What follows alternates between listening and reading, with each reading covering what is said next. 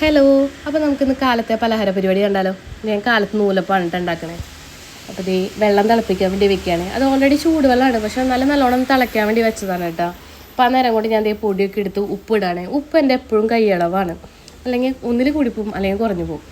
അപ്പോൾ എല്ലാവരും എൻ്റെ പോലെ കൈയളവുള്ള കുറേ ആൾക്കാരുണ്ടാവുമായിരിക്കും അല്ലേ? അപ്പോൾ ഞാൻ തിളച്ച വെള്ളമൊക്കെ ഒഴിച്ച് പൊടി നല്ലോണം കുഴച്ചെടുത്തു കേട്ടോ. എന്നിട്ട് ആ നേരം കൊണ്ട് ഞാൻ ഇഡ്ഡലി തട്ടിൽ എണ്ണ തേച്ച് വെച്ചു. അത് കഴിഞ്ഞ് അച്ചിയിൽ പൊടി നിറയ്ക്കാൻ കേട്ടോ. ഈ അച്ച് ഭയങ്കര ടൈറ്റാണ്, തിരിക്കാൻ പറ്റില്ല. അത് കാരണം കൊണ്ട് എൻ്റെ വീട്ടിൽ ആരും നൂലപ്പം ഉണ്ടാക്കാൻ നിൽക്കാറില്ല. ഞാൻ മാത്രമേ ഈ പണിക്ക് നിൽക്കുള്ളൂ. അക്കുവിന് ഭയങ്കര ഇഷ്ടമാണ്. അക്കുവിന് മാത്രമല്ല, എൻ്റെ അനിയനും ഇഷ്ടം നൂലപ്പം. അപ്പോൾ രാവിലെ അത് ഉണ്ടാക്കി കൊടുത്താൽ അവരത് കഴിച്ചോളും. വേറെ കഞ്ഞി കുടിക്കുന്ന പരിപാടിയൊന്നും അവർക്കില്ല. അപ്പോൾ നൂലപ്പമൊക്കെ അച്ചിലാക്കിയിട്ട് ഞാൻ അത് ആവി കയറ്റാൻ വയ്ക്കാൻ പോവാണ് കേട്ടോ. അപ്പോൾ അതാവണ നേരം കൊണ്ട് നമുക്ക് നാളികേരം ചിരണ്ടി പാലെടുക്കാം. അപ്പോൾ നാളികേരമൊക്കെ ചിരണ്ടി മിക്സിയിലിട്ട് പാലെടുക്കാൻ വേണ്ടി നിൽക്കുകയാണ്.